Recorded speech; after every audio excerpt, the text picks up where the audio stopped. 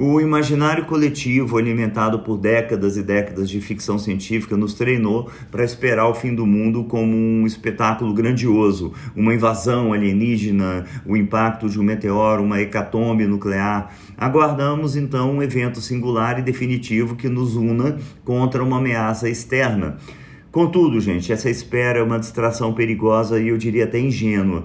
O apocalipse não é um evento futuro, é um processo que já está em pleno andamento, um colapso em câmera lenta que já estamos vivenciando todos os dias. A verdade mais inquietante é que o maior perigo para a humanidade não está, sei lá, nas estrelas, mas em nós mesmos. A destruição do mundo e do homem não será um ato exógeno, mas o clímax de uma longa e deliberada autodestruição, cujas sementes são cultivadas diariamente no solo da nossa própria civilização. Talvez Hobbes, no século XVII, sempre tenha estado certo mesmo. Em sua obra seminal, Leviatã, o filósofo inglês argumentou que, em seu estado de natureza, a vida do homem é solitária e pobre, sórdida, embrutecida e curta. Para Hobbes, então, sem um poder soberano, Leviatã, para impor a ordem à humanidade, mergulharia diretamente em uma guerra de todos contra todos. A célebre frase Homo homini lupus, o homem é o lobo do homem, captura perfeitamente essa visão pessimista, mas assustadoramente precisa da natureza humana. A civilização, com suas leis e contratos sociais, não elimina essa sordidez inata, ela apenas a reprime e a mascara. O apocalipse em andamento nada mais é do que o retorno gradual a esse estado de natureza, à medida que as instituições que deveriam, em tese, nos proteger, se tornam elas mesmas instrumentos da nossa natureza predatória. Tudo isso nos leva à banalidade do monstruoso, às elites predatórias, ao abuso como regra. Se não vejamos, a filosofia de Hobbes encontra sua mais hedionda comprovação nos círculos de poder.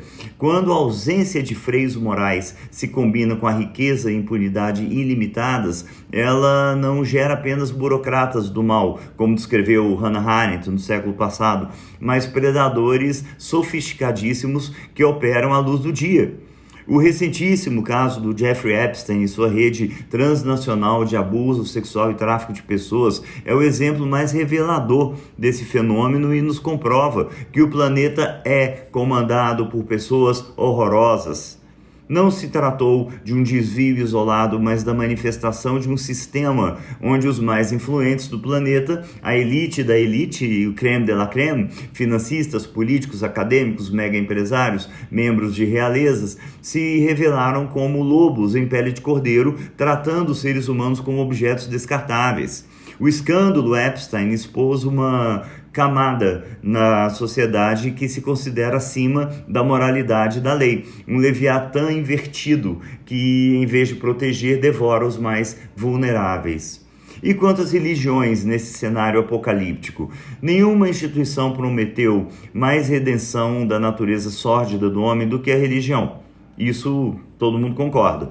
No entanto, a história é um testemunho sangrento de como essa mesma promessa que deveria confortar e acolher o peregrino foi pervertida para justificar as mais indizíveis brutalidades. Longe de serem bastiões da moralidade, as igrejas e organizações religiosas pelo mundo têm sido frequentemente teatros de hipocrisia.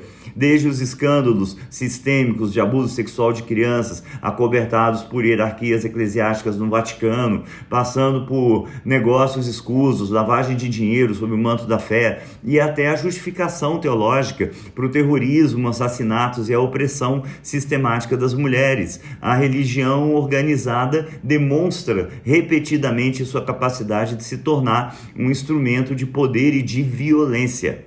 As cruzadas, a Inquisição, as guerras santas de hoje não são desvios da fé, mas a manifestação da mesma pulsão de domínio que Hobbes identificou, agora santificada por uma autoridade divina autoproclamada.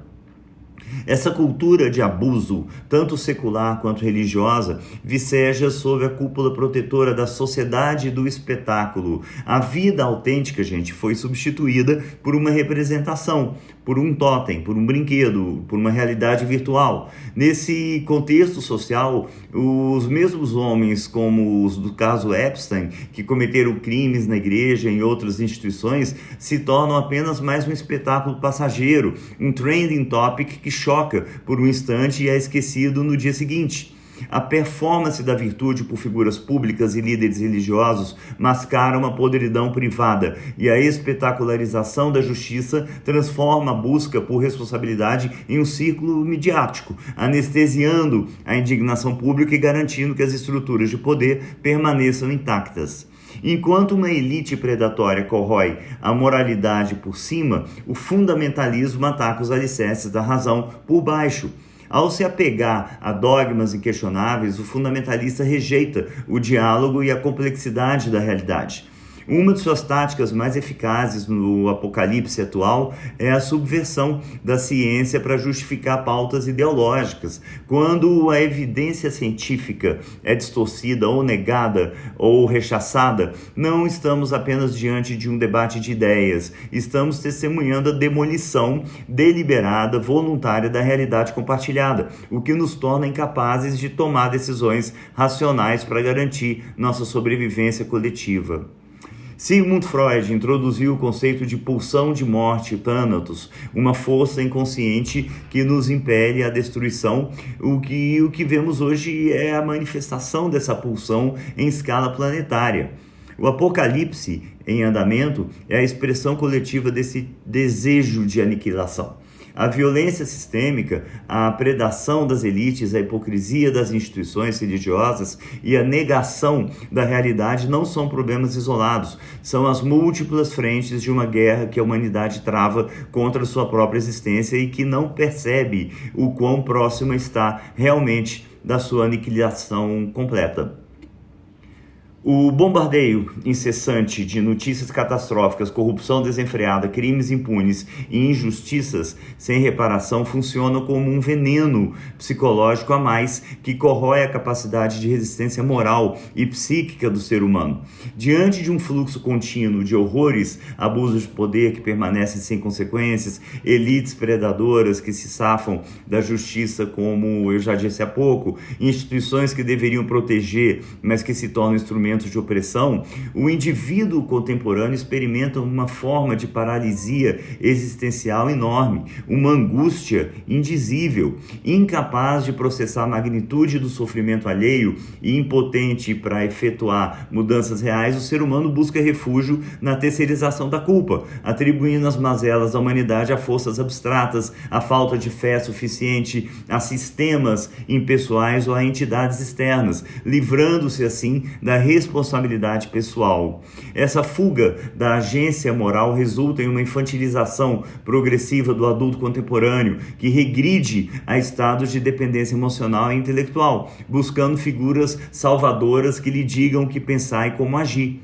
Aliás, sintomaticamente, essa infantilização se manifesta também na sexualidade, onde o adulto criança busca gratificações cada vez mais imediatas e narcísicas, frequentemente desprovidas de reciprocidade genuína ou responsabilidade afetiva, refletindo a mesma dinâmica predatória que caracteriza as elites que o oprimem. Assim, o apocalipse não apenas nos destrói externamente, ele nos transforma internamente em versões diminuídas de nós mesmos, seres infantilizados, moralmente anestesiados, incapazes de reconhecer que somos simultaneamente vítimas e cúmplices do nosso próprio colapso. E eu concluo então dizendo com certeza absoluta: já estamos no crepúsculo da nossa existência. O fim do mundo não será um evento televisionado, ele está nos relatórios climáticos que ignoramos, nas manchetes sobre abusos de poder que nos desestabilizam, na alimentação ruim e na indústria farmacêutica que nos envenena, na hipocrisia das instituições que deveriam nos guiar e na polarização que corrompe as nossas relações. A barbárie não está mais às portas, ela já se sentou à mesa do banquete, vestida com ternos caros, vestidos de alta costura e mantos sagrados. O apocalipse já começou e a verdadeira resistência não é esperar por um salvador ou em se preparar para uma catástrofe externa, mas sim a coragem de reconhecer que estamos vivendo no final dos tempos.